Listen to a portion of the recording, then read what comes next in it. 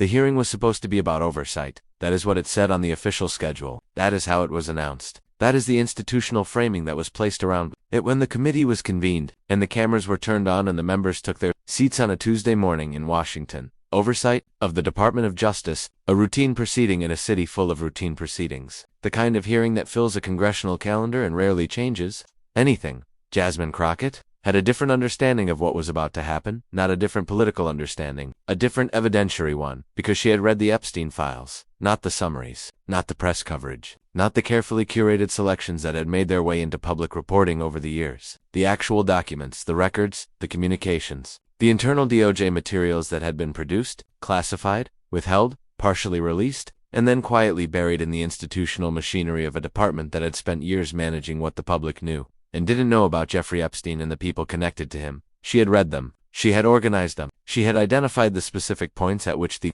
Department of Justice's public account of its handling of the Epstein matter diverged sharply, specifically, documentably, from what the internal records showed, and she had walked into that hearing room ready to say so. The Republican members who had called the hearing had a different agenda. This is not an unusual feature of congressional hearings. Most hearings are structured around a predetermined set of objectives. The majority calls witnesses who will produce the testimony the majority wants on the record. The questions are shaped to generate specific answers. The scope is defined in advance to keep the proceeding within the territory that serves the calling party's interests. They had structured this morning around a set of questions designed to generate the specific political outputs they were looking for, statements that would play well in certain media environments, exchanges that would advance certain narratives, a record that would support certain conclusions about the DOJ's conduct that served the political interests of the majority. It was a managed proceeding, carefully designed, with the outcome largely predetermined by the people who had set the terms. These things usually work. The frame holds, the witnesses say what they have been called to say. The minority members ask their questions,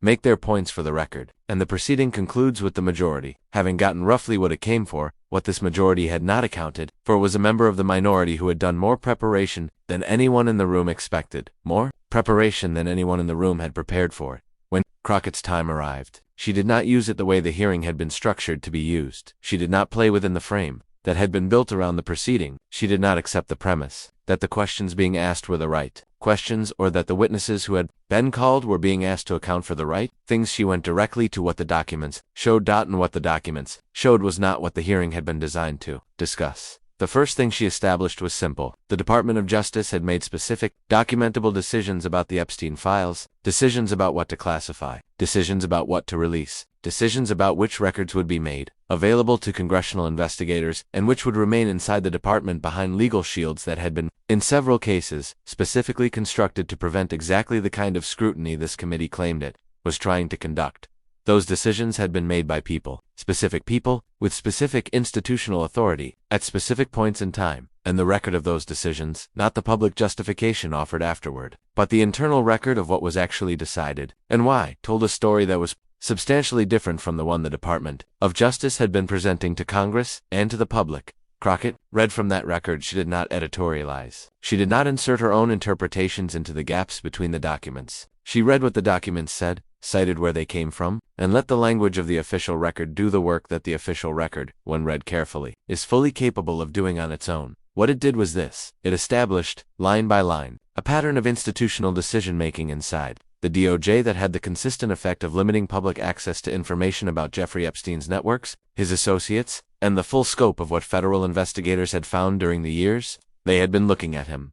That pattern did not emerge from a single decision. It was not the product of one rogue official making one bad call in one isolated moment that could be acknowledged, explained, and moved past. It was accumulated, institutional, built over time by people who understood exactly what they were doing and had access to the legal and bureaucratic machinery to do it. Effectively, it was accumulated, built across multiple administrations, multiple leadership teams, multiple moments in which the institutional interest in managing the Epstein story intersected with the institutional tools available to manage it, classification authority, prosecutorial discretion, the slow machinery of FOIA litigation, and the straightforward power of a large federal agency to decline to produce documents until the legal compulsion to do so becomes impossible to avoid. When Crockett finished reading the first section of the record, the Republican chair of the committee interrupted. He noted that the documents she was citing were outside the scope of the hearing as it had been convened. She noted that the documents she was citing were directly relevant to the DOJ's conduct, which was the stated subject of the hearing. He noted that the witnesses before the committee had not been prepared to address the specific records she was referencing. She noted that if the witnesses had not been prepared to address the department's own internal records regarding the Epstein files, that was itself a significant piece of information about how this hearing had been constructed. The exchange lasted 4 minutes. It was, in its own way, as revealing as the documents themselves, because what the chair's interruptions communicated unintentionally, through the specific objections he chose to raise and the specific grounds on which he chose to raise them, was that the hearing had not been designed to go where Crockett was taking it, that the people who had convened this proceeding had not expected this line of inquiry, and that they did not have a substantive response to it. What they had was procedural authority, the ability to interrupt, the ability to define scope, the ability to redirect. None of those tools change what a document says. At the end of the 4 minutes, Crockett resumed reading from the documents. This is the part of the story that matters most, and it is the part that gets lost most easily in the procedural back and forth of a contentious hearing. The Epstein files are not an abstraction. They are not a political football being tossed between parties for tactical advantage. They are documents that contain specific information about specific people who have specific connections to a man who was convicted of sex crimes involving minors, who operated those crimes across multiple countries and multiple decades, and who died in federal custody in circumstances that have never been fully and satisfactorily explained. The victims of those crimes are real people. They are adults now. Some of them have been fighting in court for years to force the release of records that document what was done to them and who was involved. They are adults now. They have been waiting for years for an accounting that has not arrived, for a full disclosure of what was known, when it was known, by whom it was known, and what decisions were made about whether and how to act on that knowledge. What the DOJ has provided instead is a managed release, partial sequenced, with significant portions of the record still withheld behind classification designations and legal arguments whose primary practical effect has been to keep the most sensitive information away from the people with the greatest interest in understanding it. Jasmine Crockett was not in that hearing room to manage the release. She was there to read what had been released and to make clear on the record exactly how much of what should have been released. Still, WASN single quotes T. The second section of her presentation addressed the classification decisions directly. She walked through, document by document, the specific records that had been withheld from congressional investigators. She identified the legal justifications offered for each withholding, and she identified, with equal specificity, the points at which those legal justifications did not hold up against the standard the law actually required, the points at which the department had used the tools of classification not to protect genuinely sensitive national security information, but to protect information that was sensitive for an entirely different reason.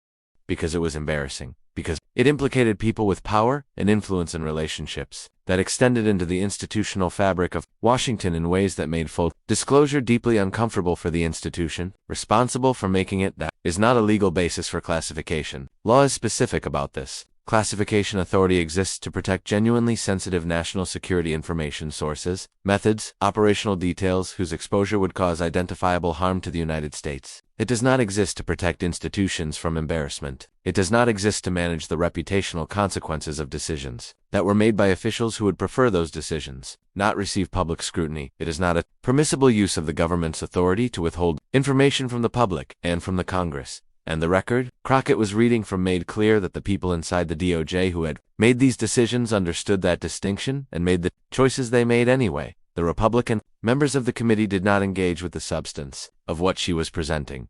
Some questioned the sourcing. Some suggested the documents required context that she was not providing. One member interrupted to note that the hearing had been called for a different purpose and that Crockett's line of inquiry was consuming time that had been allocated for other questions. She continued, reading. She did not acknowledge the interruptions with more than a brief pause. She did not engage in extended procedural debate. She did not allow the machinery of the managed hearing to redirect her back inside the frame the majority had built because the record she had brought into that room was not going to be made less true by procedural objections. The documents did not care about the scope of the hearing, as the majority had defined it. The internal communications of the Department of Justice regarding the Epstein files said what they said regardless of whether this particular committee, on this particular Tuesday morning, had been convened to hear it. Crockett was making sure it was heard anyway. What Crockett built in that hearing room over the course of her time was not a political argument. A political argument can be countered with another political argument. It can be dismissed as partisan. It can be absorbed into the noise of a proceeding where both sides are understood to be advancing interests,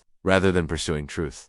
What she built was a record, a documented, sourced, sequenced account of institutional decisions made inside the Department of Justice regarding Jeffrey Epstein, decisions that limited public access, managed congressional oversight, and left the victims of his crimes waiting for an accounting that a department with the authority to provide it had, repeatedly and deliberately, chosen not to give. That record is now part of the permanent congressional account of this matter. Whatever the Republican majority had intended this hearing to produce, whatever record they had come to build, whatever narrative they had come to advance, whatever political objectives had led them to schedule this proceeding, on this Tuesday morning it produced something they had not planned for. It produced Jasmine Crockett reading the Epstein files into the record. All of it, sourced, documented, entered into the permanent transcript of a United States House committee hearing. In public, on camera, permanently. And that is the part that doesn't go away. The files are in the record, now read by someone who had done the work to understand them in public, under oath, on the permanent transcript of a United States congressional hearing. The cover-up, as she read it, is documented, and documented things have a way of surviving everything that tries to make them disappear. The committee chair can define the scope of a hearing.